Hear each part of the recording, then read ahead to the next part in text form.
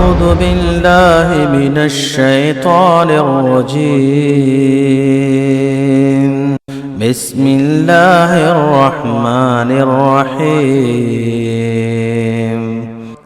إن الذين يخشون ربهم بالغيب لهم مغفرة وأجر كبير. وأسروا قولكم واجهروا به إنه عليم بذات الصدور. ألا يعلم من خلق وهو اللطيف الخبير.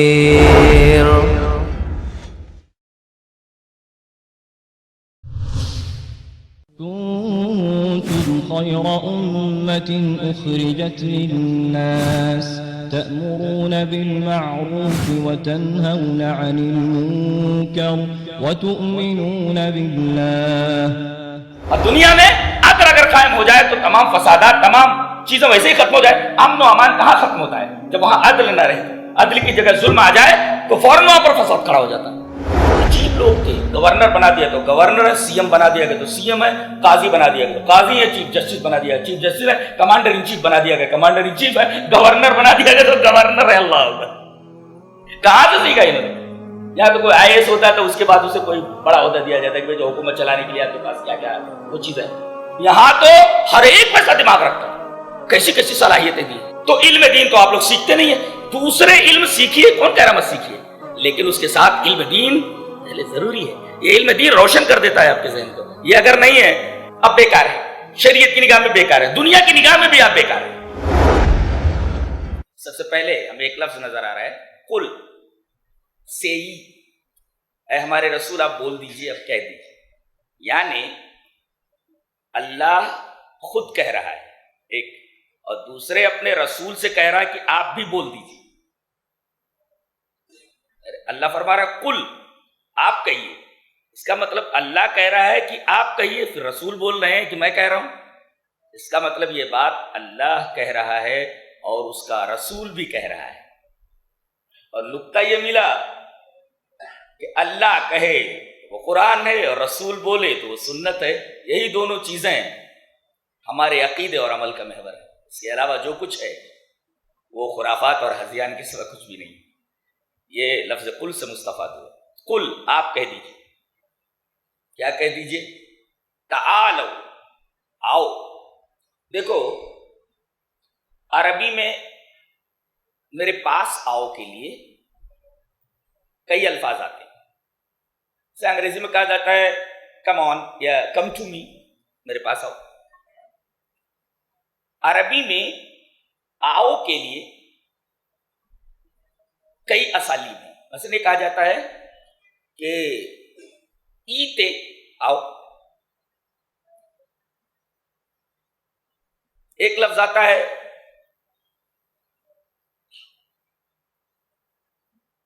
تعال آؤ. ایک لفظ آتا ہے حلم آؤ. ایک لفظ آتا ہے ہی تلک آؤ. یہ جو آنے کے مفہوم کو یہ سارے الفاظ پیش کرتے ہیں، ان تمام میں تعال کا جو لفظ آتا ہے کہ آؤ، یہ وہاں استعمال ہوتا ہے جب آگے بلا کر کے کوئی انتہائی امپورٹنٹ، انتہائی اہم بات کہی جانے والی ہے، تب یہ کہا جاتا ہے. نہیں سمجھ؟ آؤ کے لیے جب یہ لفظ استعمال کیا جائے تعالو آؤ، تو اس کا مطلب یہ ہے کہ بلا کر کے اس کے بعد جو بات کہی جانے والی ہے وہ انتہائی اہم ہے. اب جب انتہائی اہم ہے تو اس کا تقاضا یہ ہے کہ انتہائی غور سے سنا جائے، اور انتہائی غور سے سننے کے بعد اسے روح بعمل لایا جائے، ہماری زندگی میں نافذ کیا جائے. جیسے اللہ نے فرمایا قُلْ يَا أَهْلَ الْكِتَابِ تَعَالَوْا إِلَىٰ كَلِمَةٍ سَوَاءٍ بَيْنَنَا وَبَيْنَكُمْ. اے اہل کتاب توحید کی طرف آ جاؤ. تم بھی تو مانتے ہو، ہم بھی مانتے ہیں. دیکھو اس کا مطلب تعالو کہہ کر کے جس چیز کی بات کہی جا رہی ہے وہ توحید ہے. توحید انتہائی ہے. دیکھو تعالو کی بات کتنی اچھی بات کی. قل یا اہل الکتاب تعالو.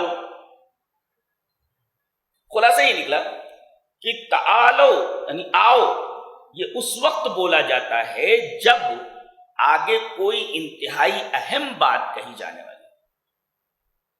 ورنہ آؤ کے لیے بہت سارے الفاظ آتے ہیں. ہلم الیہ، ہی تلک، ایتے وغیرہ. اب بلا کر کیا بات کہی جا رہی ہے؟ آؤ اتلو،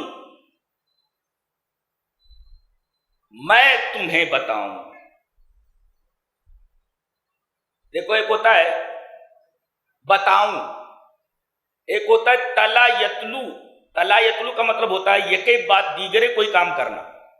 جیسے کہا جاتا ہے جاؤ واحدن تلو الاخر، وہ لوگ آئے یکے بعد دیگرے. اور اسی سے تلاوت ہے. قرآن کریم کا پڑھنا کافی نہیں ہے بلکہ قرآن کریم کی تلاوت ضروری ہے. اور تلاوت کے مفہوم میں یکے بعد دیگرے کرنے کا مفہوم داخل ہے.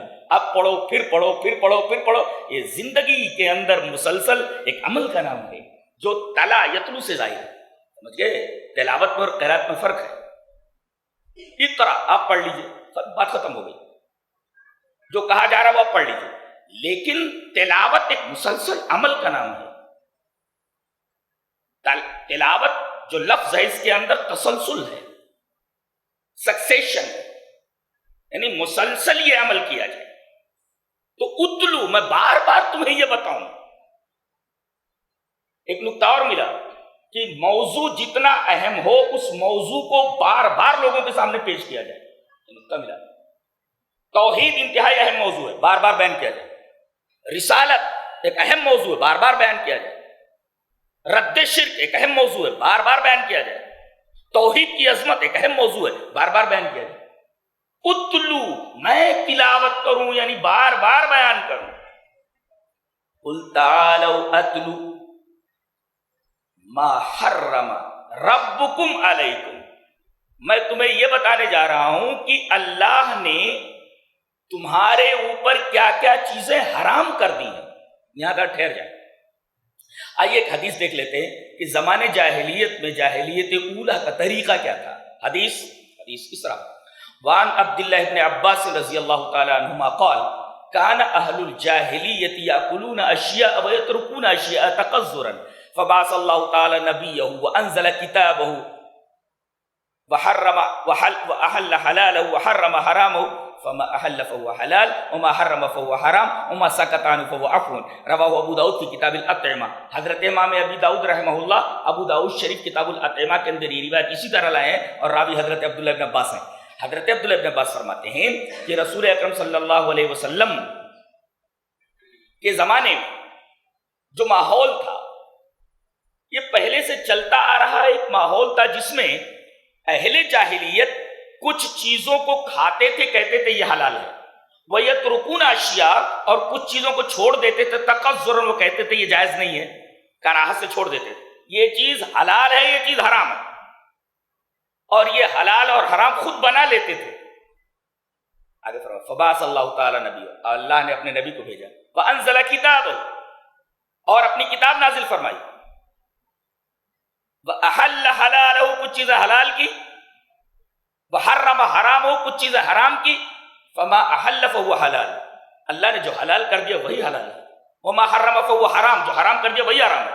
وَمَا سَكَتَ عَنْهُ فَهُوَ عَفْوٌ، اور جس چیز سے سکوت اختیار کر لیا وہ معفو ہو، آپ استعمال کر سکتے ہیں اگر چاہیں تو. اس میں ایک نکتہ ملا کہ کسی بھی انسان کو یہ اختیار نہیں کہ کسی چیز کو حلال کرے، کسی انسان کو یہ اختیار نہیں کسی چیز کو حرام کرے. حلت اور حرمت، تحلیل اور تحریم کا مکمل اختیار اللہ کے ہاتھ میں ہے. یہاں تک کہ اس کا نبی بھی بلا اجازت کسی چیز کو حلال نہیں کر سکتا، کسی چیز کو حرام نہیں کر سکتا. نبی اکرم صلی اللہ علیہ وسلم نے ایک چیز اپنے اوپر حرام کر لی تھی جو حلال تھی. اللہ تبارک و تعالی نے باقاعدہ اسی نام سے سورہ نازل فرمائی، سورہ تحریم، حرام کرنا. اور فرمایا گیا یا ایھا النبی لم تحرم ما احل اللہ لک، اے میرے نبی اس چیز کو کیوں حرام کرتے ہو اپنے اوپر جس چیز کو اللہ نے تمہارے اوپر حلال کر دیا ہے. اس کا مطلب یہ کہ بلا اجازت الہی نبی کو بھی اختیار نہیں ہے کہ اللہ کے حلال کردہ چیز کو حرام کر سکے. گویا تحریم اور تحلیل، حلت اور حرمت کا مکمل اختیار اللہ تبارک و تعالیٰ کو ہے۔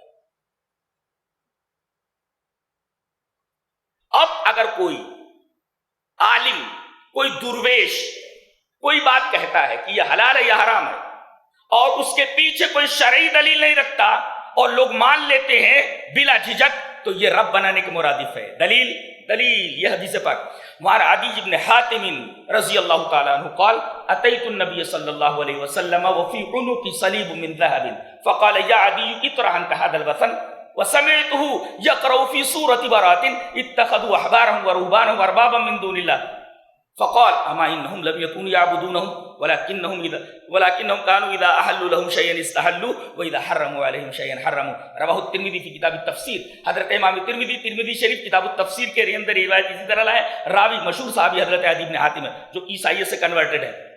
حضرت عدی بن حاتم فرماتے ہیں کہ میں نبی اکرم صلی اللہ علیہ وسلم کے پاس آیا اور میرے گلے میں سونے کی چین تھی، سونے کی سلیب تھی، چین میں وہ سلیب تھی، ایسے لٹک رہی تھی۔ نبی اکرم صلی اللہ علیہ وسلم نے وہ سلیب دیکھی تو آپ نے فرمایا یا عدی اطرح عنک ھذا الوثن، اس بت کو اپنے گلے سے نکال دے۔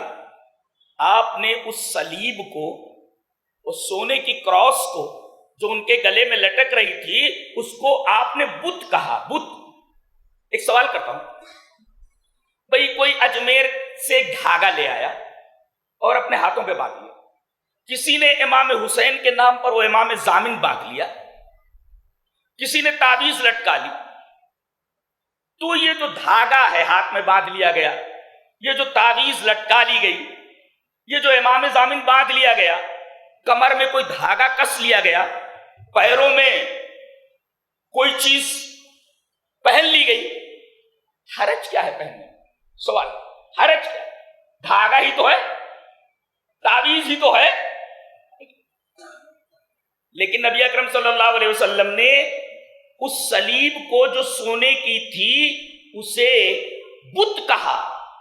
جانتے ہیں مسئلہ سلیب کا نہیں ہے، مسئلہ دھاگے کا نہیں ہے، مسئلہ کپڑے کی تعویذ کا نہیں ہے، مسئلہ امام ضامن کا نہیں ہے، بلکہ اس چیز سے جڑے ہوئے عقیدے کا ہے کہ اس دھاگے سے، اس دھاگا باندھنے پر آپ کا عقیدہ کیا ہے۔ آپ کا عقیدہ یہ ہے کہ یہ دھاگا بنا دیتا ہے، یہ دھاگا بگاڑ دیتا ہے، اس تعویذ سے فائدہ ہوتا ہے، اس تعویذ کے اندر فائدہ پہنچانے کی طاقت ہے۔ ظاہر ہے کہ کسی غیر اللہ سے کوئی بھی چیز ہو، آسرا لگا لینا کہ یہ فائدہ پہنچاتا ہے، نفع پہنچاتا ہے اور یہ ضرر پہنچاتا ہے، اسی کا نام تو شرک ہے۔ تو مسئلہ سونے کی سلیب کا نہیں، مسئلہ دھاگے کا نہیں، مسئلہ تعویذ کا نہیں ہے، مسئلہ کمر میں باندھے ہوئے دھاگے کا نہیں ہے، مسئلہ امام ضامن کا نہیں ہے، مسئلہ اس چیز سے جڑے ہوئے عقیدے کا ہے کہ اس چیز سے آپ کا عقیدہ کس تعلق سے منسلک ہے، کیوں ایسا کیوں ہے؟ مسئلہ دھاگے کا اور مسئلہ سلیب کا نہیں ہے۔ چونکہ اس سلیب سے عیسائیوں کا عقیدہ یہ ہے کہ جب تک یہ سلیب گلے میں ٹنگی رہتی ہے تب تک عیسیٰ، جیسس کا سایہ اس کے اوپر رہتا ہے، دنیا کی کوئی طاقت اس کا کچھ بگاڑ نہیں سکتی۔ اللہ اکبر۔ توحید جانتے کس کو بولتے؟ یہ عقیدہ رکھنا کہ اللہ کے سوا نہ کوئی بگاڑ سکتا ہے نہ کوئی بنا سکتا ہے، اسی کا نام توحید ہے۔ کوئی پوچھے توحید کس کو بولتے ہیں تو آپ مختصر یہ بتا دیں کہ اللہ کے علاوہ کسی کے بارے میں یہ عقیدہ رکھنا کہ یہ بھی بنا سکتا ہے، یہ بھی بگاڑ سکتا ہے، یہ شرک ہے، اور صرف اللہ کے بارے میں یہ عقیدہ رکھنا کہ یہی بناتا ہے یہی بگاڑ سکتا ہے، کس کا توحید؟ بس توحید کی مختصر تعریف۔ آج بھی کسی کی پوجا کیوں کرتا ہے؟ آج دنیا صرف فائدہ دیکھتے نقصان دیکھتی ہے، جہاں دیکھتی ہے فائدہ ہے پوجا، جہاں دیکھتی نقصان ہے وہاں سے بھاگنے کی کوشش کرتی ہے وغیرہ۔ تفصیل کی ضرورت نہیں، آپ پھیلا لو اس بات کو۔ تو ما حرم ربکم علیکم، اللہ نے تمہارے اوپر کیا کیا چیزیں حرام کر دی ہیں۔ پتہ یہ چلا تحلیل اور تحریم کا مکمل اختیار اللہ تبارک تعالیٰ کو، اس نبی کو بھی اختیار نہیں۔ جب تک اللہ اجازت نہ دے تب تک نبی کسی چیز کو حلال نہیں کر سکتا، کسی چیز کو حرام نہیں کر سکتا۔ یہ اہل جاہلیت کچھ چیزوں کو حلال کر لیتے تھے، کچھ چیزوں کو حرام کر لیتے تھے،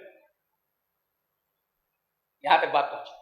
اللہ تعالی نے اپنے نبی کو بھیجا اور اپنی کتاب نازل فرمائی۔ دیکھیں یہاں نبی بھیجا اور اپنی کتاب نازل فرمائی، دو ہی چیزیں۔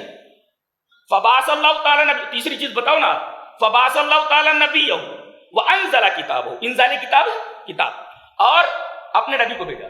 نبی اور کتاب دونوں لازم و ملزوم. اب احل حلال وحرم حرام، فما حل فهو حلال وما حرم فهو حرام، یہی دونوں چیزیں.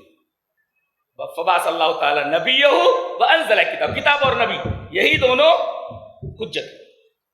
چلو ایک اور دلیل یہ حدیث پاک. وعن ابی ہریرہ رضی اللہ تعالی عنہ قال قال رسول اللہ صلی اللہ علیہ وسلم انی قد ترکت فیکم شیئین لن تضلوا بعدہما کتاب اللہ وسنتی ولن یتفرقا حتی یرد علی الحوض، رواہ الحاکم فی المستدرک علی الصحیحین فی کتاب العلم. حضرت امام حاکم رحمہ اللہ مستدرک علی الصحیحین کتاب العلم کے اندر یہ روایت اسی طرح لائے ہیں. راوی حضرت ابو ہریرہ. حضرت ابو ہریرہ فرماتے ہیں نبی اکرم صلی اللہ علیہ وسلم نے ارشاد فرمایا بے شک میں نے تمہارے درمیان دو چیزیں چھوڑ دی ہیں، ان دونوں کے بعد تم کبھی گمراہ نہیں ہو سکتے. بتائیے چلا دو ہی چیزیں ہیں، انہی دونوں کو پکڑے رہو تو ہدایت پر رہو گے، چھوڑ دو گے تو گمراہ ہو جاؤ گے. تیسری کسی چیز کا نہ ذکر ہے نہ کچھ ہے، تو سوال ہونے والا ہے. تیسری چیز پکڑے بیٹھے لوگ. انا للہ و انا الیہ. تو اب حلال اور حرام یہی نہیں ہے کہ بھائی آدمی کسی چیز کو حلال کر رہے نہ حرام کر رہے. اگر کوئی مولوی کوئی درویش کسی چیز کو حلال کہہ رہا ہے اور اس کے پیچھے دلیل نہیں رکھ رہا ہے، دلیل نہیں ہے، مان لینا چپ چاپ، یہ بھی شرک ہے. حضرت عدی یہی فرما رہے نبی کریم صلی اللہ علیہ وسلم فرمایا اس بت کو اپنے گلے سے اتار دیا. میں نے سنا کہ آپ سورہ برات کی آیت پڑھ رہے ہیں اتخذوا احبارهم ورهبانهم اربابا من دون اللہ. ان لوگوں نے اپنے علماء کو اور اپنے درویشوں کو اللہ کے علاوہ معبود بنا لیا. حضرت عدی نے کہا کہ اللہ کے رسول کیا کہہ رہے ہیں آپ؟ ہم لوگ تو اپنے درویشوں کو اپنے علماء کو سجدہ نہیں کرتے، رکوع نہیں کرتے، ان کی عبادت کیا کرتے ہیں؟ آپ نے فرمایا فقال اما انہم لم یکونوا یعبدونہ، عبادت تو نہیں کرتے لیکن ایک بات بتاؤ ولکنہم کانوا اذا احلوا لهم شیئا استحلوا واذا حرموا علیہم شیئا حرموا. کسی چیز کو اگر وہ حلال کرتے تو بلا دلیل حلال مان لیتے ہو؟ بولے یس. کسی چیز کو حرام کہتے ہو تو بلا دلیل حرام مان لیتے ہو؟ بولے ہاں. کہا کہ یہی تو رب بنانا ہے. اس کا مطلب یہ ہوا کوئی آدمی اگر کسی چیز کو حلال کہتا ہے تو اس کے پیچھے دلیل ہونی چاہیے شرعی، کسی چیز کو حرام کہتا ہے اس کے پیچھے شرعی دلیل. اگر ایک پوری قوم ہے مولوی نے جو کہہ دیا وہی دلیل، حرام ہے، یہ شرک ہے، دلیل چاہیے ہر بات کے اوپر، اس لیے کہ معاملہ شریعت کا ہے، معاملہ گھر کا نہیں ہے. ایک صاحب کہہ رہے تھے میں قرآن سے ثابت کر سکتا ہوں کہ حلوہ کھانا جائز ہے. ارے بھائی حلوے کو دیگچی میں رکھو نا، قرآن میں کہاں لا رہے؟ کیسا؟ ایک ہے ثابت کرنا، ایک ہے ثابت ہونا. ثابت تو کچھ بھی کیا جا سکتا ہے، ثابت ہوتا نہیں. نقطہ یاد رکھا جائے، ثابت کرنا ایک الگ چیز ہے، ثابت ہونا یہ الگ چیز ہے. بہت ساری چیزیں ثابت کی جا سکتی ہیں مگر ثابت ہوتی نہیں. ما حرم ربکم علیکم، یہ میں تمہیں بتاؤں کہ تمہارے رب نے تمہارے اوپر کیا کیا چیز حرام کی. اے ہے کیا بات ہے. ایک تو رب کہا گیا، یہ نہیں کہا کہ اللہ نے تمہارے اوپر کیا کیا حرام کی، یہ کہا گیا رب نے کیا حرام کی. اور تمہارے رب نے، ایک کہا جاتا ابا نے کہا، ایک کہتا میرے ابا نے کہا، تو ذرا اس میں محبت جھلکتی ہے. میرے بھائی نے کہا، اور ایک کہتا میرے بھائی نے کہا. اللہ نے فرمایا میں تمہارا رب ہوں، رب ہوں رب، اور یہی نہیں رب ہوں تمہارا رب. اب جب تمہارا رب ہوں، میری ماں، میرا باپ، میرا بھائی، لڑکا بخار میں مبتلا ہے اور کسی ٹھنڈی چیز کے لیے ضد کر رہا ہے، ماں باپ مربی ہیں، کبھی بھی اس کو وہ ٹھنڈی چیز نہیں دے سکتے، اس لیے کہ وہ ٹھنڈی چیز اس کی بیماری میں اس کے لیے مضر ہے. تو اللہ نے فرمایا سنو، جو چیز میں نے تمہارے اوپر حرام کر دی اور تمہارے فائدے کے لیے، اس لیے میں تمہارا رب ہوں. تمہارے لیے جو چیز حلال کر دی حلال استعمال کرو گے تو میں تمہارا رب ہوں، میں جانتا ہوں تمہارے لیے فائدہ مند ہے. اب یہ پوچھتے ہیں فلاں جانور کیوں کھا رہے ہو، فلاں جانور کیوں کھا رہے ہو؟ ارے بھائی میرے رب نے کہا ہے کھائیں گے تو اس میں نقصان نہیں ہے، تم کیوں کہا ٹانگ اڑا رہے ہو یہ نہیں کھانا وہ نہیں کھانا ہے. رب نے جو چیز حلال کر دی وہ حلال ہے اور رب نے جو چیز حرام کر دی وہ حرام ہے. حرام میں نقصان ہے، آدمی اگر اس کو استعمال کرتا ہے تو خود اس کے لیے مضر ہے، اور آدمی حلال چیز کو استعمال کرتا ہے حلال چیز کے اندر فائدہ ہے. تو ما حرم ربکم، یہ ربکم کہہ کر کے بتایا گیا چونکہ میں رب ہوں. جیسے مربی ہوتے ماں باپ، وہ اگر اتنا خیال رکھتے ہیں کہ آپ کے لیے ایسی کوئی چیز تجویز نہیں کرتے کھانے کے لیے جو آپ کے حق میں مضر ہو، آپ کی صحت کے اوپر ایفیکٹ ڈالے، تو میں تو تمہارا رب ہوں، کسی ایسی چیز کو تمہارے لیے کیسے حلال کر سکتا ہوں جو تمہارے حق میں مضر ہو، اور ایسی چیز کو کیسے حرام کر سکتا ہوں جو تمہارے حق میں مفید ہو. سوری سے ما حرم ربکم علیکم، آؤ میں تمہیں بار بار یہ بتاؤں کہ تمہارے رب نے تمہارے اوپر کیا حرام کیا. اب محرمات کی ایک لسٹ ہے، ایک سلسلہ ہے محرمات، یہ چیز حرام، یہ چیز حرام، یہ چیز حرام، یہ چیز حرام، یہ چیز حرام چیزوں کا ایک لمبا سلسلہ ہے۔ اب ان تمام حراموں میں سب سے بڑا حرام کام کیا ہے؟ اس سے پہلے کہ میں بتاؤں کہ سب سے بڑا حرام کام کیا ہے، پہلے حرام کی تعریف کر دوں۔ What is the meaning of حرام؟ آپ لوگ بولتے رہتے ہیں نا یہ حرام ہے، یہ حرام، کیا مطلب حرام؟ کیا مطلب ہوتا ہے حرام؟ عربی میں کہتے الحرام المنع الشدید، المنع الشدید هو الحرام، سختی سے جو چیز منع کی گئی ہو وہ حرام ہے، یعنی strictly prohibited, strictly prohibited is called حرام، یعنی جس چیز کو سختی سے منع کر دیا گیا ہو، المنع الشدید کا نام حرام ہے۔ کوئی کہے کہ حرام کس کو بولتے تو کہیں گے المنع الشدید، چلو عربی میں نہیں سمجھ میں آیا تو اسٹرکٹلی پروہیبٹڈ، سختی سے جس چیز سے منع کر دیا گیا دیٹ از کالڈ حرام، یہ حرام کا مطلب ہے۔ اچھا، ان تمام حرام کاموں میں جن کا سختی سے ممانعت کیا گیا ہے، ممانعت کر دی گئی، سب سے حرام چیز شرک۔ کیا فرمایا گیا؟ قُلْ تَعَالَوْا أَتْلُ مَا حَرَّمَ رَبُّكُمْ عَلَيْكُمْ أَلَّا تُشْرِكُوا بِهِ شَيْئًا۔ اللہ، سب سے بڑا حرام کام، سب سے بڑا حرام کام یہی ہے، کیا؟ اللہ کے ساتھ شرک کرنا۔ اور یہ تمام بڑے بڑے گناہوں میں سب سے بڑا گناہ ہے، اس سے بڑا کوئی ایک ہوتا ہے صغیرہ گناہ، ایک ہوتا ہے بڑا کبیرہ گناہ۔ کبیرہ گناہوں میں سب سے بڑا کبیرہ۔ دلیل یہ حدیث پاک، وعن عبد الرحمن بن ابی بکرۃ عن ابیہ قال قال النبی صلی اللہ علیہ وسلم الا انبئکم باکبر الکبائر ثلاثا قالوا بلى قال الاشراك بالله وعقوق الوالدين وجلس وكان متكئا الا وقول الزور قال فما زال يكررها حتى قلنا ليته سكت۔ رواہ البخاری فی کتاب الشہادات۔ حضرت امام بخاری اس حدیث پاک کو ایسے ہی کتاب الشہادات کے اندر لائیں۔ حضرت عبد الرحمن بن ابی بکرہ اپنے باپ سے روایت کرتے ہیں، وہ کہتے ہیں کہ نبی اکرم صلی اللہ علیہ وسلم نے ارشاد فرمایا کہ کیا میں تمہیں تمام بڑے گناہوں میں سب سے بڑا گناہ نہ بتا دوں؟ انہوں نے کہا کہ یا رسول اللہ ضرور بتائیے۔ آپ نے فرمایا اللہ کے ساتھ شرک کرنا، الاشراک باللہ، اللہ کے ساتھ شرک کرنا۔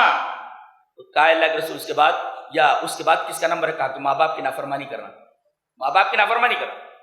اور آپ ٹیک لگائے ہوئے تو بیٹھ گئے اور کہا جھوٹی گواہی دینا، اللہ وقل، اور بار بار آپ ریپیٹ کرتے رہے، یہاں تک کہ ہماری تمنا یہ ہوئی، ہم نے آرزو کی کاش آپ خاموش ہو جاتے، حتیٰ قلنا لیتہ سکت، کاش کہ آپ خاموش ہو جاتے۔ اچھا، اس کا مطلب تمام کبیرہ گناہوں میں سب سے بڑا گناہ اس حدیث پاک سے اور آیت کریمہ کے اس ٹکڑے سے معلوم ہے کہ شرک ہے۔ سارے گناہ بخشے جا سکتے ہیں، اللہ بخش سکتا ہے، شرک نہیں بخش۔ ان اللہ لا یغفر ان یشرک بہ ویغفر ما دون ذلک لمن یشاء۔ اللہ شرک کو نہیں بخش، اس پر کوئی کمپرومائز نہیں، نو کمپرومائز، بالکل نہیں، سارے اعمال اکارت ہو جاتے ہیں۔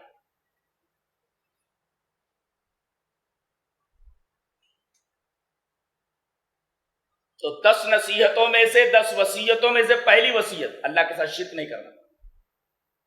تمام حرام کاموں میں سب سے بڑا حرام کام ہے، اور تمام بڑے گناہوں میں سب سے بڑا گناہ ہے الاشراک باللہ۔ بعض لوگ کہتے ہیں کہ نبی کا دامن پکڑ کر کے مچل جائیں گے اور نبی بخشوا لیں گے، سوال ہی پیدا نہیں ہوتا۔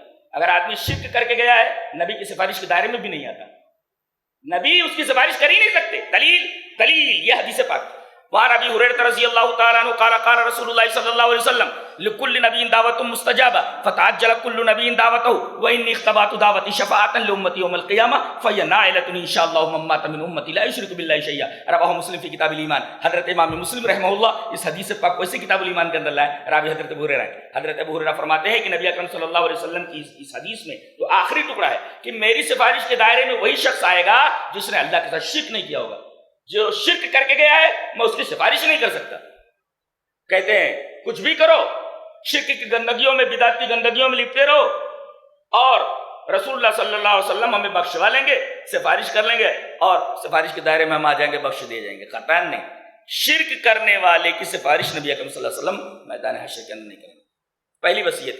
دوسری وصیت، وبالوالدین احسانا، والدین کے ساتھ، ماں باپ کے ساتھ احسان کرنا۔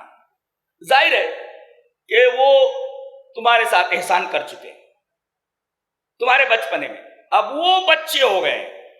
جب تم بچے تھے تو تمہارے اوپر انہوں نے احسان کیا. اب وہ بچے ہو گئے تو حل جزاء الاحسان الا الاحسان. احسان کا بدلہ احسان ہے. ان کے ساتھ تم بھی احسان کرو.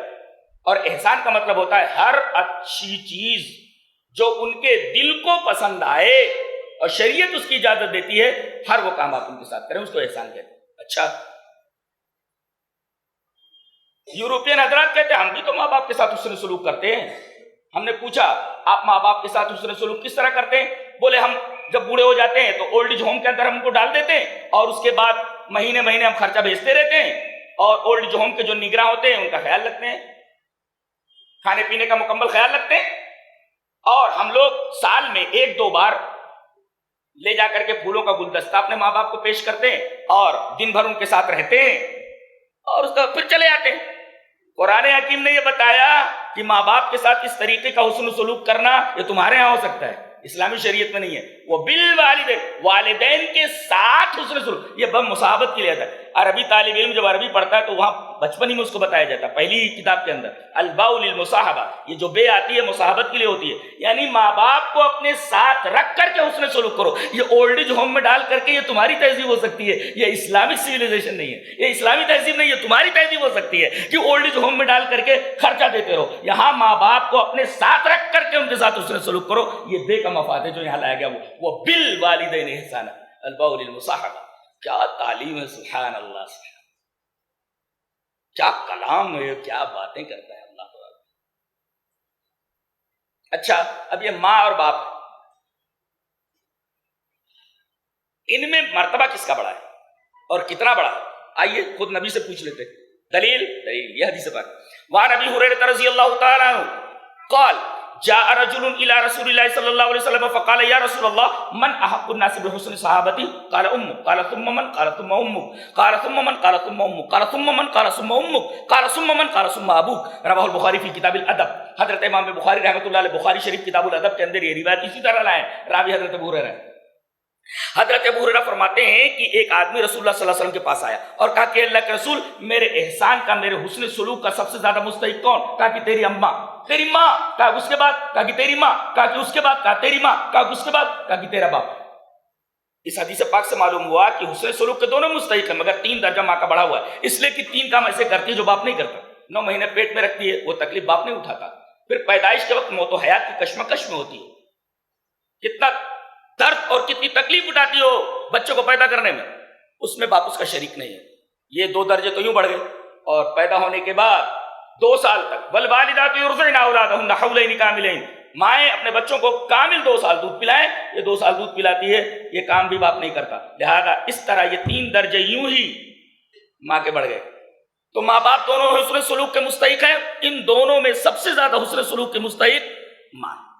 2 وصیتیں, اللہ کے ساتھ شریک نہ کرنا, ماں باپ کے ساتھ حسن سلوک کرنا اپنے ساتھ رکھ کر.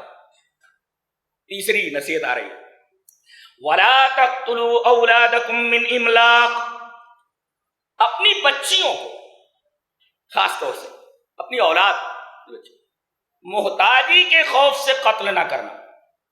کہتے ہیں آج دور بڑا مہذب ہو گیا ہے, تہذیب والا دور ہے. میں کہتا ہوں جاہلیت اولا سے بدتر ہے یہ جاہلیت ثانیہ. یہ جاہلیت ثانیہ ہے, بلکہ یہ جاہلیت اولا سے بھی بدتر ہے. کم سے کم بچی پیدا ہو جاتی تھی, اس کے بعد اسے زندہ درگور کرتے تھے.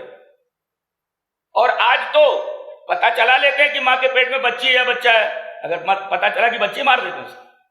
تو جاہلیت اولا سے بدتر ہے جاہلیت ثانیہ. اور آج بھی بچی پیدا ہو جاتی ہے, مصیبت اس کا پیچھا نہیں چھوڑتی. کتنے لوگ یہاں بیٹھے ہیں, کتنا جہیز لیتے ہیں بولو.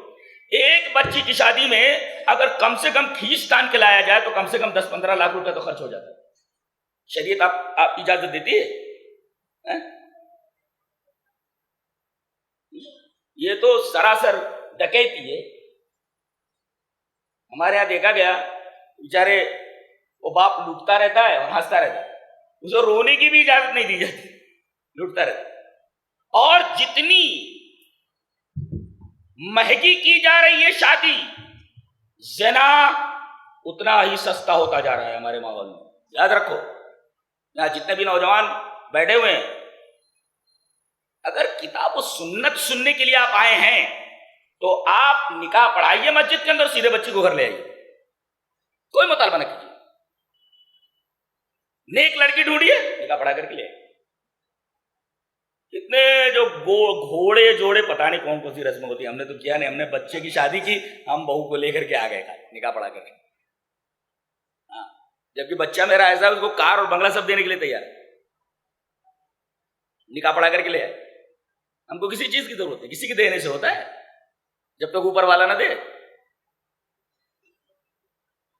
آپ کو کیا، تو بچیوں کے ساتھ آج کتنا برا سلوک کیا جا رہا ہے، اور مسلمان برا سلوک کر رہا ہے، بیٹھی ہوئی ہے، اس لیے کہ ماں باپ 25 لاکھ روپیہ 50 لاکھ روپیہ نہیں جمع کر سکتے، بیٹھی ہوئی ہے، اس کے ذمہ دار کون؟ آپ کیسے مسلمان ہیں؟ تو کہتے ہیں کہ جاہلیت اولا کے اندر بچوں کو زندہ درگور کر دیا جاتا تھا، آپ اس سے بڑا ظلم اپنی بیٹیوں کے ساتھ کر رہے ہیں جی۔ تو وَلَا تَقْتُلُوا أَوْلَادَكُمْ مِنْ إِمْلَاقٍ، اپنی اولاد کو محتاجگی کے خوف سے قتل نہ کرو۔ وہ تو زندہ درگور کر دیتے تھے، یہ بچی تو تل تل مر رہی ہے، روز مر رہی ہے، روز جی رہی ہے، یہ کیسا مرنا ہے، کیسے جینا ہے؟ اور قتل یہ بہت بڑا گناہ ہے۔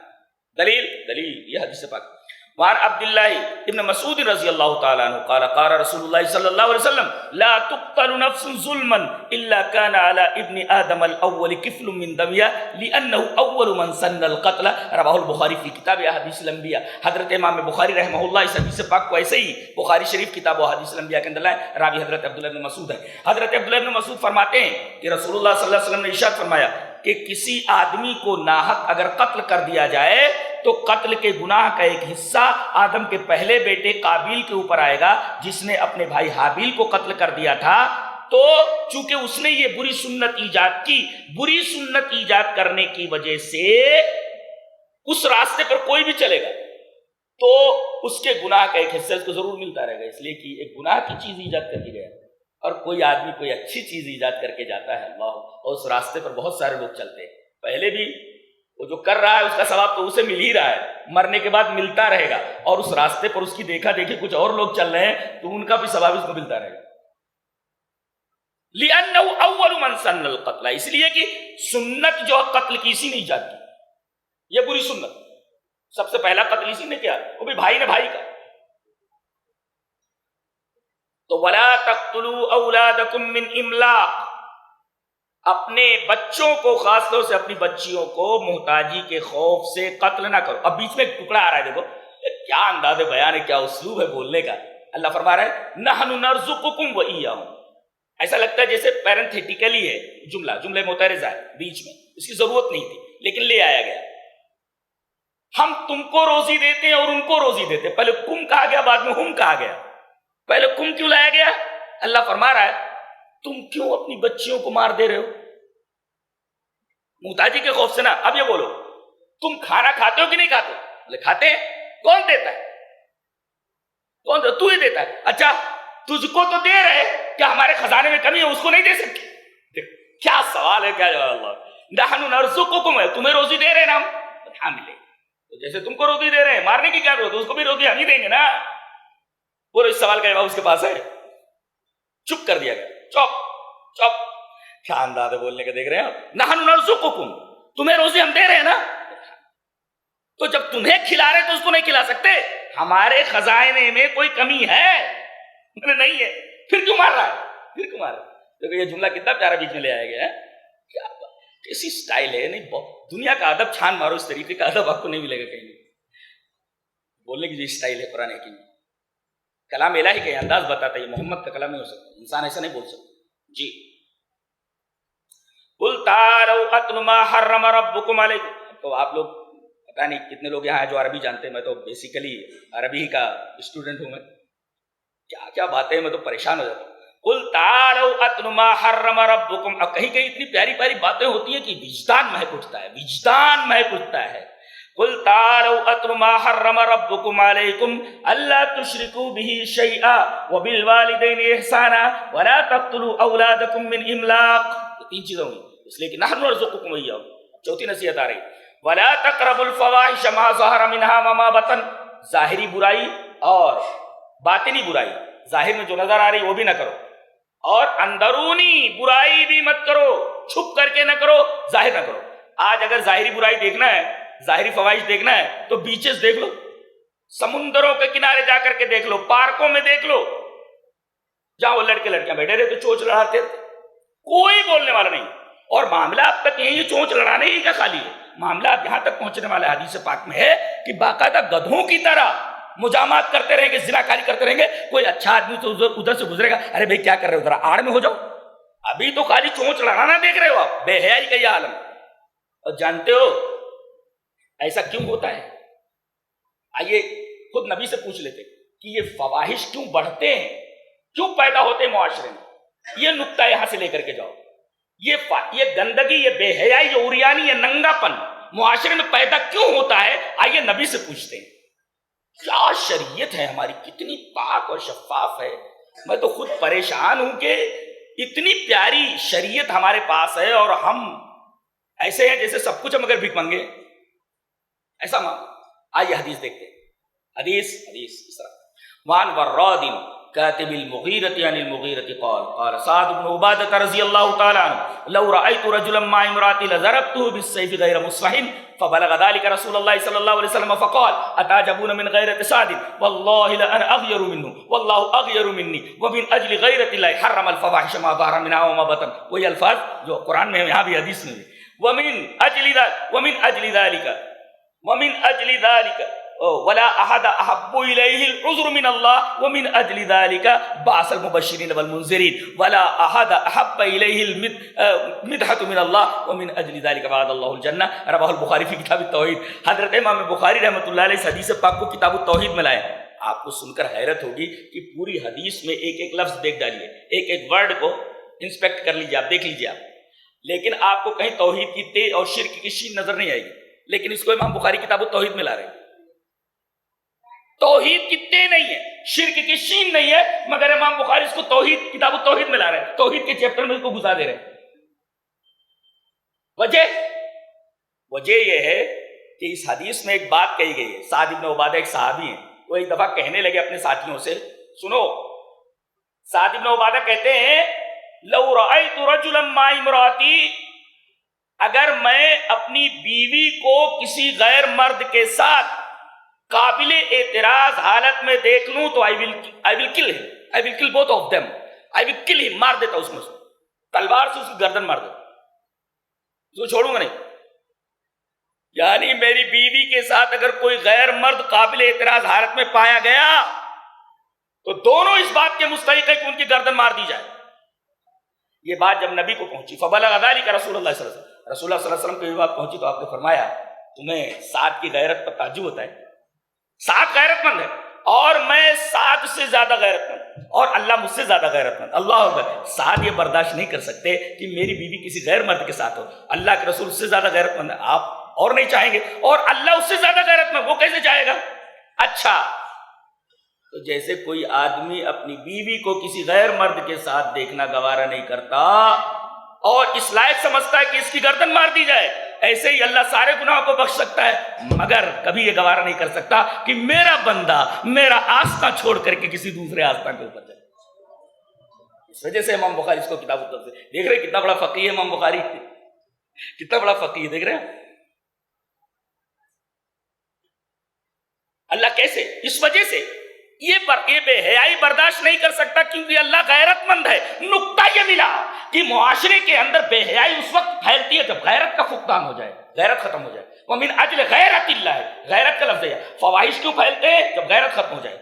ایک بچی کو دیکھا گیا، سر پر دوپٹہ نہیں ہے اور ٹانگیں بالکل ننگی، سینے کے اوپر کوئی دوپٹہ نہیں ہے، اور باپ کے سامنے کھڑی ہے، بھائی کے سامنے کھڑی ہے، اسے پورا کپڑا نہیں پہنا سکتا، بھائی تو پورا کپڑا پہنے ہوئے، باپ تو پورا کپڑا پہنے ہوئے، یہ بیٹی آدھا کپڑا کیوں پہنے ہوئے؟ کسی شاعر نے بہت اچھا کہا ہے، کمی لباس کی تن پر عجیب لگتی ہے، کمی لباس کی تن پر عجیب لگتی ہے، امیر باپ کی بیٹی غریب لگتی ہے، اس کو پورا نہیں پہنا سکتے کیا؟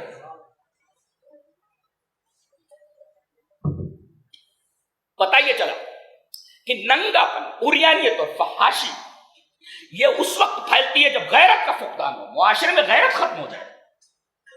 یہ بغیرت لوگ ایسا کرتے ہیں، اور اس طریقے کے مناظر اور مظاہر بغیرت لوگ ہی دیکھ سکتے ہیں. اللہ تو ولا تقربوا الفواحش ما ظهر منها وما بطن، ظاہری بے حیائی اور چھپی ہوئی بے حیائی دونوں کے قریب مت جاؤ. السلام علیکم خالہ، السلام علیکم خالہ، خالہ السلام، ارے بھائی خالہ سے تھوڑی ملنے آیا ہے، خالہ کی بیٹی کو دیکھنے کے لیے آیا ہے. یہ چھپی ہوئی بے حیائی. السلام علیکم خالہ، آؤ بیٹا بیٹا آؤ. وہ خالہ کو دیکھنے نہیں آیا ہے، بیٹی کو دیکھنے کے لیے آیا ہے. اللہ، یہ چھپی ہوئی بے حیائی، اس لیے کہ ایک دوسرے کا پردہ واجب ہے. وَلَا تَقْرَبُوا الْفَوَاحِشَ مَا ظَهَرَ مِنْهَا وَمَا بَطَنَ. اچھا، وَلَا تَقْتُلُوا النَّفْسَ الَّتِي حَرَّمَ اللَّهُ إِلَّا بِالْحَقِّ. کسی آدمی کو چاہے وہ غیر مسلم ہو مسلم ہو ناحق نہیں مار سکتے آپ. کہتے ہیں اسلام ٹیرر کا مذہب ہے. اللہ کے بندو قرآن تو پڑھو، یہاں بتایا گیا کسی نفس کو جو بھی سانس لیتا ہو، نفس مانے سانس، نفس مانے سانس، کل نفس کہا گیا ہر جاندار. اب ہر جاندار میں مسلم غیر مسلم سب ہے، یہاں وہی لفظ استعمال کیا، ولا تقتلوا النفس، جو بھی نفس ہے بلا وجہ آپ نہیں مار سکتے، بلا وجہ آپ نہیں مار سکتے.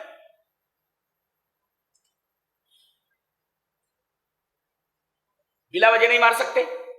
اس سلسلے میں وہ حدیث بھی پڑھ دیتا ہوں تاکہ کتاب کے بعد سنت بھی آ جائے. حدیث اس طرح وعن ابی ہریرہ رضی اللہ تعالی عنہ عن النبی صلی اللہ علیہ وسلم قال اجتنبوا السبع الموبقات قالوا یا رسول اللہ وما هن قال الشرك بالله والسحر وقتل النفس التي حرم الله الا بالحق واكل الربا واكل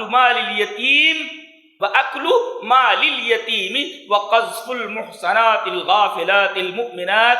رواہ البخاری فی کتاب الوصایا. حضرت امام بخاری رحمہ اللہ اس حدیث پاک کو ایسے ہی کتاب الوصیہ کے اندر لائے. حضرت ابو ہریرہ اس روایت کے راوی ہیں، وہ فرماتے ہیں کہ نبی اکرم صلی اللہ علیہ وسلم نے ارشاد فرمایا 7 ہلاک کر دینے والی چیزوں سے بچو. کہا کہ اللہ کے رسول وہ 7 ہلاک کر دینے والی چیزیں کون سی ہیں، تباہ کر دینے والی چیزیں کون سی؟ کہا کہ سب سے پہلے الشرک باللہ، اللہ کے ساتھ شرک کرنا، اور دوسرے السحر، جادو بڑی خطرناک چیز ہے. چلیے جادو پر ایک حدیث پڑھ لیتے ہیں، ابھی اس حدیث پر رکے. حدیث اس طرح وہاں عجیب بات ہے کہ یہ روایت بھی جو پڑھنے جا رہا ابو ہریرہ سے. وعن ابی ہریرہ رضی اللہ تعالی عنہ قال قال رسول اللہ صلی اللہ علیہ وسلم من عقد عقدۃ ثم نفث فيها فقد سحر ومن سحر فقد اشرك ومن تعلق شيئا اكل اليه. رواه النسائی فی کتاب الایمان وشرائعہ. حضرت امام نسائی رحمہ اللہ کتاب الایمان نسائی شریف کے اندر یہ روایت اسی طرح لائے ہیں. راوی حضرت ابو ہریرہ. حضرت ابو ہریرہ فرماتے ہیں کہ نبی اکرم صلی اللہ علیہ وسلم نے ارشاد فرمایا جس آدمی نے گرہ لگائی، ایسے گنڈا بناتے ہیں نا، ایسے گنڈا بنایا اور پھر اس کے اندر جو ہے پھونک ماری تو اس نے جادو کیا. ومن سحر فقط اشرک، اور جس نے جادو کیا اس نے شرک کیا.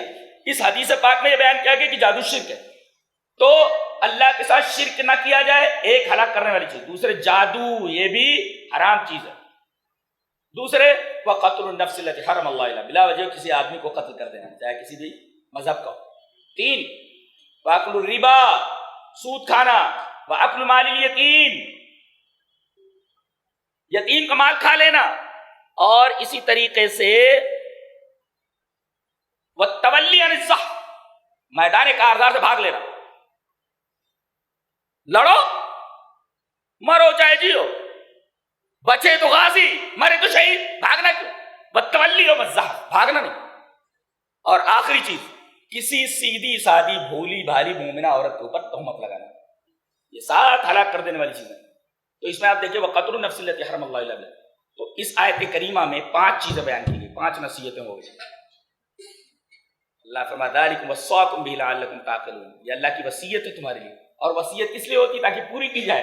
لہٰذا جب اللہ کی وصیت ہو پوری کرو، ضروری ہے پوری کرنا. وصیت ضرور پوری کی جاتی ہے اگر جائز ہو تو، اور اللہ وصیت کر رہا ہے، ظاہر اللہ کی وصیت جائز ہے، لہذا یہ وصیت پوری کرنی ضروری ہے. ذالکم وصاکم بہ لعلکم تعقلون. تو 10 نصیحتیں 5 ہو گئی، ایک آیت کے اندر 5 نصیحتیں. اب دوسری آیت آ رہی ہے اس میں 4 نصیحتیں ہیں، اور ایک آیت کے اندر ایک ہی نصیحت ہے، اور سب سے اہم چیز وہی ہے. چلو پہلے دوسری آیت کے اندر تو 4 ہیں، تو 5 4 9، اور اس کے بعد ایک آیت کے اندر جو ایک نصیحت وہ بعد میں بیان کریں گے. پہلے دوسری آیت کے اندر جو 4 نصیحتیں ہیں 4 وصیتوں بیان کر لیتے ہیں. ولا تقربوا مال الیتیم، مال یتیم کے قریب مت جاؤ. اللہ، یتیم کے اوپر نگرانی رکھنا، یتیم کی حفاظت کرنا بہت بڑا ثواب۔ آئیے حدیث پڑھ لیتے ہیں۔ اس لیے کہ عورتوں کے بعد معاشرے کا سب سے کمزور طبقہ، سب سے کمزور صنف یتیموں کی۔ باپ مر گیا ہے، کوئی خبرگیری کرنے والا نہیں، کبھی کبھی معاشرے کے لیے نقصان دہ ہو سکتا ہے اگر اس کی تربیت نہ کی جائے۔ گنڈا موالی خود معاشرے کے لیے سر درد ہو جائے، نگرانی کی جائے، صرف باپ کا سایہ اس کے اوپر نہیں۔ آئیے وہ حدیث پڑھ لیتے ہیں۔ حدیث اس طرح، وعن ابی ہریرہ رضی اللہ تعالی عنہ قال قال رسول اللہ صلی اللہ علیہ وسلم کافل الیتیم له او لغیرہ انا وهو كهاتین فی الجنہ واشار مالک بالسبابۃ والوسطى، رواہ مسلم فی کتاب الزہد والرقائق۔ حضرت امام مسلم رحمہ اللہ اس حدیث پاک کو ایسے کتاب الزہد کے اندر لائے، راوی حضرت ابو ہریرہ۔ حضرت ابو ہریرہ فرماتے ہیں کہ رسول اللہ صلی اللہ علیہ وسلم نے ارشاد فرمایا کہ اپنے یتیم کی کفالت کرنے والا، یعنی اس کے خاندان کا یتیم، او لغیرہ، یا اس کے خاندان کا ہی ہے کہ دوسرا یتیم، یتیم کوئی بھی اپنے خاندان کو یا غیر خاندان کا، اس کی کفالت کرنے والا، میں اور وہ دونوں جنت میں اس طرح آئیں گے۔ اور آپ نے اپنی سبابہ اور وسطیٰ دونوں انگلیوں کو اس طرح ملا کر بتایا، اس طرح قریب ہوگا جنت۔ یہ یتیم کی کفالت کرنے کا اجر ہے، ثواب ہے۔ آج تو بڑے بڑے یتیم خانے کھلے ہوئے ہیں اور لاکھوں روپے یتیم خانے کے نام پر وصول کیے جاتے ہیں۔ بچوں کا حال برا ہے، بچوں کا حال برا ہے۔ کسی نے کولر دے دیا تو کولر منتظم نے اپنے گھر بھیج دیا، لڑکے ویسے کو ویسے گرمی میں پڑے ہوئے۔ چاول کے تھیلے آ رہے ہیں، اچھے اچھے تھیلے گھر بھیج دیے جا رہے ہیں، اور اس کی جگہ پر موٹے موٹے چاول ان یتیم بچوں کو کھلانے کے لیے آ رہے ہیں۔ یہ سب کیا ہو رہا ہے؟ یہ سب کیا ہو رہا ہے؟ وَلَا تَقْرَبُوا مَا، وہ یتیم کا مال ہے، اس کو آپ بدل نہیں سکتے کہ وہ اچھا چاول گھر بھیج کر کے موٹا چاول منگا کر کے کھلایا جائے۔ کولر آیا ان کے لیے، کولر گھر بھیج دیا گیا، بچے ویسے گرمی میں پڑے ہیں، اور دینے والا بھی مجرم ہے۔ جا کر کے دیکھنا چاہیے کہ میرے مال کا صحیح استعمال ہو رہا ہے کہ نہیں۔ کچھ لوگ ہیں بس کسی نے مانگا اور دے دیا، پتہ نہیں وہ صحیح سے کام کر رہا ہے کہ نہیں کر رہا، معتبر ہے کہ نہیں ہے، لوگ اس کو جانتے کہ نہیں جانتے۔ لاکھوں روپے اس طریقے کا امت کا جا رہا ہے، اس کا کوئی مطلب نہیں۔ اگر صحیح سے صرف نہیں ہو رہا ہے تو آپ کے پیسے کا کوئی مطلب نہیں، کوئی مصرف نہیں۔ اب بتائیے، کولر گھر پہ بھیج دیا گیا، بچے ویسے گرمی میں تڑپ رہے، پریشان۔ وَلَا تَقْرَبُوا مَالَ الْيَتِيمِ، مال یتیم کے قریب مت جاؤ۔ اچھا، ایک نصیحت یہ، وَأَوْفُوا الْكَيْلَ إِذَا كِلْتُمْ وَزِنُوا بِالْقِسْطَاسِ الْمُسْتَقِيمِ۔ یہ دھندا کرنے والے لوگ، یہ ناپ تول میں جو گڑبڑی کرتے ہیں، ان کو متنبہ کیا گیا ہے۔ لین دین تو لگا ہی رہتا ہے، ہمارا تعلق بازار سے ہے، لین دین سے، بزنس سے۔ اب ہر وہ بزنس جس کے اندر ایسا لگے کہ کچھ پیسہ پورا لے کر کے تول یا مال کم دیا جا رہا ہے، ساری چیزیں تخفیف کے دائرے میں آتی ہیں۔ وَأَوْفُوا الْكَيْلَ وَالْمِيزَانَ بِالْقِسْطِ، تولو تو پورا تولو، ناپو تو پورا ناپو۔ نبی کریم صلی اللہ علیہ وسلم ایک دفعہ بازار میں آئے، مستدرک علی الصحیحین کتاب البیوع کی روایت ہے، حضرت عبداللہ ابن عمر، آؤ روایت پڑھ لیتے ہیں۔ حدیث اس طرح ہے، وعن عبداللہ ابن عمر رضی اللہ تعالی عنہ عن النبی صلی اللہ علیہ وسلم قال لأصحاب الكيل والوزن انکم قد ولیتم امرا فیہ ہلکۃ الامۃ السالفہ، رواہ الحاکم فی المستدرک فی کتاب البیوع۔ حضرت امام حاکم مستدرک علی الصحیحین کتاب البیوع کے اندر یہ روایت حضرت عبداللہ ابن عمر سے ہے۔ آپ نے فرمایا ان لوگوں سے جو بازار میں سودا کرتے تھے، بیچتے تھے، ان دکان والوں سے آپ نے فرمایا کہ تمہیں ایسے معاملوں کا والی بنایا گیا ہے جس کے اندر ایک امت ہلاک ہو چکی ہے۔ حضرت شعیب علیہ السلام کی قوم پیسے پورا لیتی تھی، تول کم دے دی، لہذا ایسا دھندا نہیں کرنا جس میں طرفین میں سے کسی ایک کا نقصان ہو۔ یہ دھندے کا اصول ہے، متبایعین میں سے کسی ایک کا نقصان ہو، بے حرام ہو، جائز نہیں۔ متبایعین میں سے خریدنے والا اور بیچنے والا، ان دونوں میں سے کسی ایک کا نقصان ہے، بے جائز نہیں، درست نہیں۔ تو آپ نے اصحاب الکیل والوزن سے، جو لوگ بازار میں دھندا کرنے والے تھے، ان سے کہا تم لوگ ایسے کام کر رہے ہو کہ اس معاملے میں ایک امت ہلاک ہو چکی ہے، لہذا قدم پھونک پھونک کر رکھو۔ یعنی بزنس میں قدم پھونک پھونک کر کے رکھنا ہے، ایک اصول اور ضابطہ بتا دیا گیا بزنس کرنے والوں کو۔ وَأَوْفُوا الْكَيْلَ وَالْمِيزَانَ بِالْقِسْطِ لَا نُكَلِّفُ نَفْسًا إِلَّا وُسْعَهَا۔ ہاں کبھی بھول چوک ہو جائے تو معاف ہے، اس لیے کہ اللہ آدمی کو اتنی تکلیف دیتا ہے جتنی اس کے پاس طاقت۔ یہ تو 5 2 7 2 نصیحتیں اور وَإِذَا قُلْتُمْ فَعْدِلُوا، جب بولو تو عدل بولو، چاہے وہ اپنے بھائی کے خلاف، اپنے باپ کے خلاف، اپنے رشتہ دار کے خلاف، یا خود اپنی ذات کے خلاف ہو رہا ہو، بولو تو عدل بولو۔ اللہ اکبر۔ آئیے ایک حدیث پڑھتے سونے کے پانی سے لکھے جانے کے لائق ہے، نبی اکرم صلی اللہ علیہ وسلم کی حدیث، بہت غور سے سنو، سانس روکو، اس کے بعد میں حدیث پڑھتا ہوں، روک لی سانس۔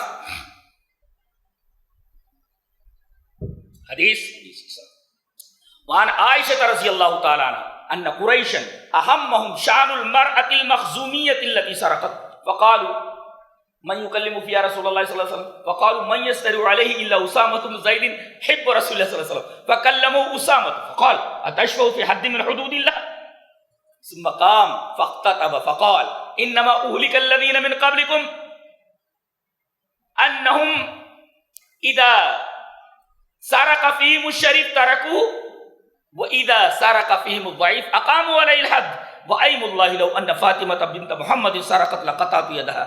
رواہ الترمذی کی کتاب الحدود، حضرت امام ترمذی اس کو کتاب الحدود میں لائے، ترمذی شریف میں۔ راوی نبی کریم صلی اللہ علیہ وسلم کی پیاری بیوی حضرت عائشہ رضی اللہ تعالیٰ عنہ۔ اس میں ایک واقعہ بیان کیا گیا ہے کہ قبیلہ مخزوم، بنو مخزوم، جانتے ہیں کون سا قبیلہ ہے؟ جس کے خالد بن ولید ہے۔ امت کے نوجوان اس صحابی کے اوپر جتنا فخر کرے کم ہے، 100 سے زیادہ جنگیں لڑی، کسی میں ہارے نہیں ہوئے، اور وہ تعداد آدمی کی سمجھتے نہیں تھے۔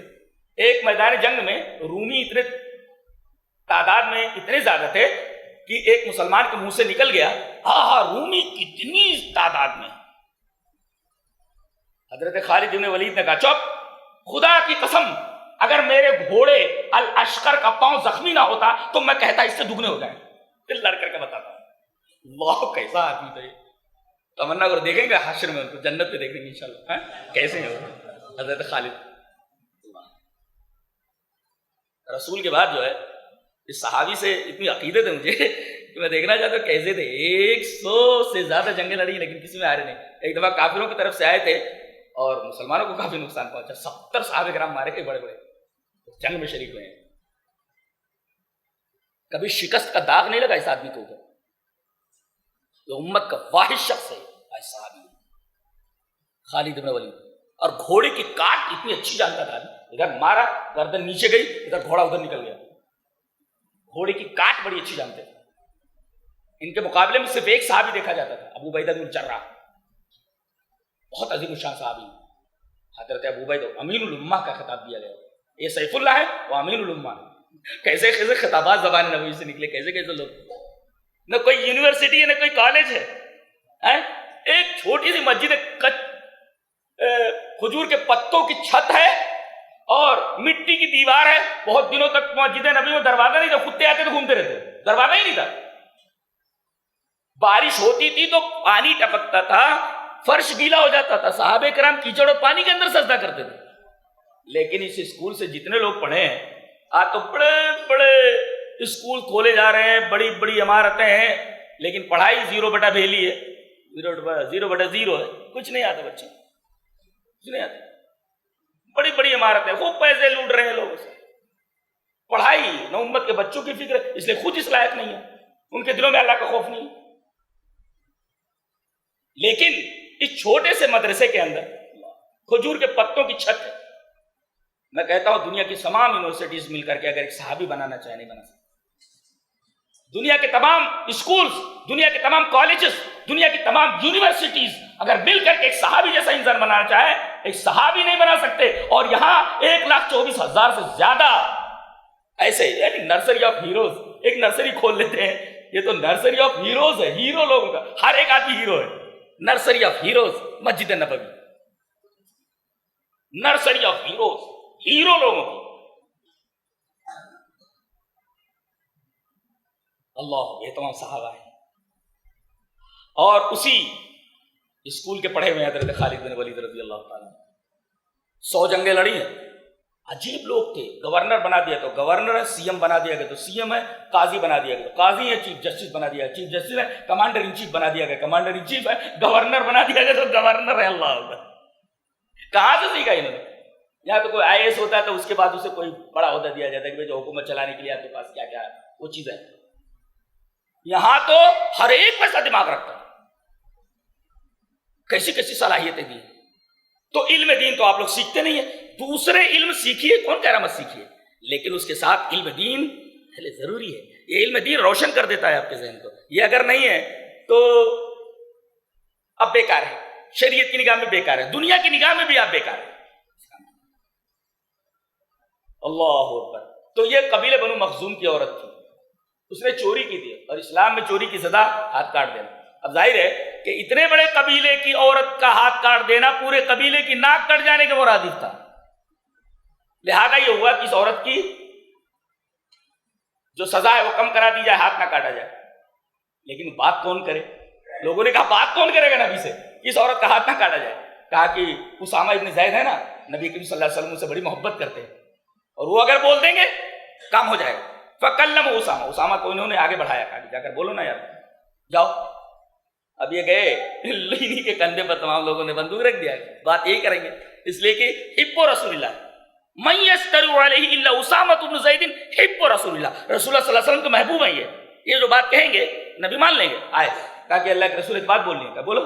کہا کہ اس عورت کا ہاتھ مت کاٹیے. چاپ اتشرف فی حد من حدود اللہ، یہ میرا قانون نہیں، اللہ کی حد ہے. یہ تو اللہ کی حد کے بارے میں سفارش کر رہا ہے، تیری جرات کیسے ہوئی؟ اتشرف فی حد من حدود اللہ. اور یہی نہیں بلکہ آپ کھڑے ہو، آپ منبر پر فخطب ثم قال، آپ کھڑے ہو کر کے خطبہ دیا اور کہا سنو، انما اہلک الذین من قبلکم، تم سے پہلے جو لوگ ہلاک ہوئے جانتے ہیں ان کے اندر ایک بار بیماری تھی. کیا؟ اذا سرق فیہم الشریف ترکوا، جب کوئی بڑا آدمی چوری کرتا تو چھوڑ دیتے تھے. واذا سرق فیہم الضعیف، جب کوئی کمزور آدمی چوری کرتا تو اقاموا علیہ الحد، تو اس کے اوپر حد قائم کرتے. اب آخری ٹکڑا قابل غور ہے، وَأَيْمُ اللَّهِ، میں اللہ کی قسم کھا کر کے کہتا ہوں، لو ان فاطمہ بنت محمد سرقت لقطعت یدها، اگر میری لخت جگر فاطمہ بھی چوری کرتی تو میں اس کا ہاتھ کاٹ دیتی. یاد لے انصاف ہے. اور دنیا میں عدل اگر قائم ہو جائے تو تمام فسادات، تمام چیزیں ویسے ہی ختم ہو جائے. امن و امان کہاں ختم ہوتا ہے؟ جب وہاں عدل نہ رہتے. عدل کی جگہ ظلم آ جائے تو فوراً وہاں پر فساد کھڑا ہو جاتا ہے. وَأَيْمُ اللَّهِ لَوْ أَنَّ فَاطِمَةَ بِنْتَ مُحَمَّدٍ سَرَقَتْ لَقَطَعْتُ يَدَهَا، اگر میری لخت جگر فاطمہ بھی چوری کرتی تو میں اس کا ہاتھ کاٹ دوں. یہ ہوئی جناب والا 8ویں نصیحت.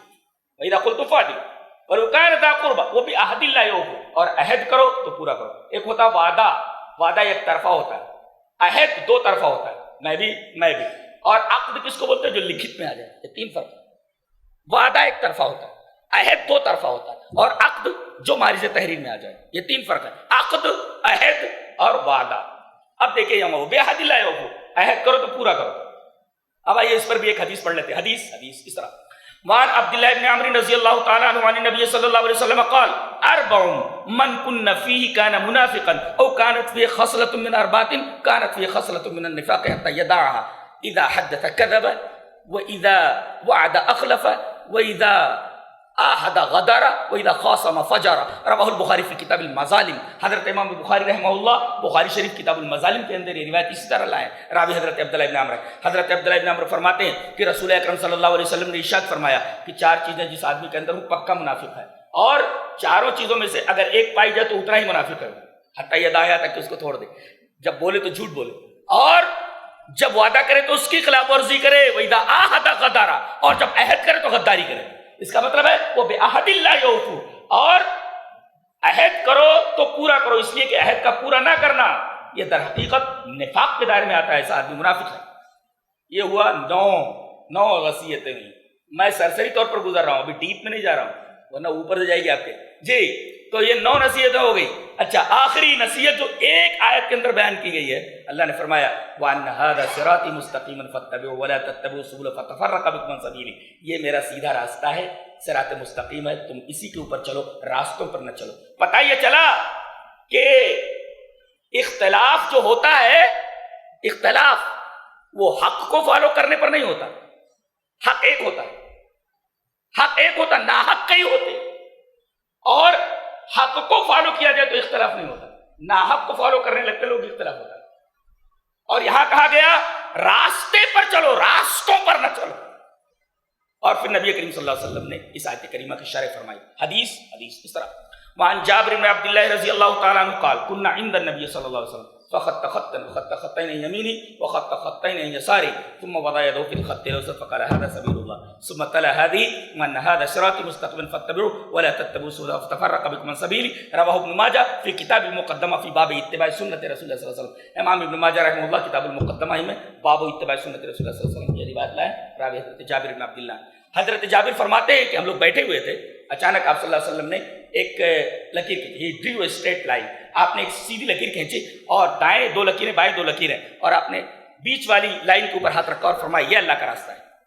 4 بنا کر کے آپ نے فرمایا راستے تو بہت ہو جائیں گے, خاص طور سے 4 جن پر زیادہ جھگڑے ہوں گے, تو اب یہ بیچ والا جو راستہ ہے سیدھی لائن, یہی میرا راستہ ہے, یہ اللہ کا راستہ ہے, اور اسی کو صراط مستقیم کہا جاتا ہے. اور یاد رکھو اس راستے سے نہ کوئی زہری سڑک نکلتی ہے نہ کوئی زہری سڑک آ کر ملتی ہے. یہ اعلان دربار نبوی سے لے کر جنت کے دروازے تک تنہا جاتی ہے, اس میں کوئی سڑک آ کر ملتی نہیں ہے اور نہ اس سے کوئی سڑک نکلتی ہے. یہ اعلان تنہا دربار نبوی سے لے کر کے رضوان الہی کی منزل تک اور جنت کے دروازے تک تنہا جاتی ہے. جو لوگ اس راستے سے ہٹ گئے در حقیقت و صراط مستقیم سے ہٹ گئے. بہت پیاری بات ہے یہ. اس آیت کریمہ کے اندر ایک بات کہنے کے لیے اللہ تعالیٰ نے پہلی آیت کے اندر 5 نصیحتیں, دوسری آیت کے اندر 4 نصیحتیں, لیکن ایک آیت کے اندر ایک نصیحت بیان کرنے کا مطلب یہ ہوا کہ یہ نصیحت بہت ہی اہم ہے. آدمی صراط مستقیم چھوڑ دے تو اس کے پاس کیا رہ جاتا ہے. تو اللہ تبارک و تعالیٰ نے سادے انداز میں نے 10 نصیحتیں بیان کر دی ہیں, اور دعا کرتا ہوں کہ اللہ تبارک و تعالیٰ ہمیں ان 10 نصیحتوں کے اوپر, اللہ کی 10 نصیحتوں کے اوپر عمل کرنے کی توفیق عطا فرمائے. وآخر دعوانا الحمدللہ.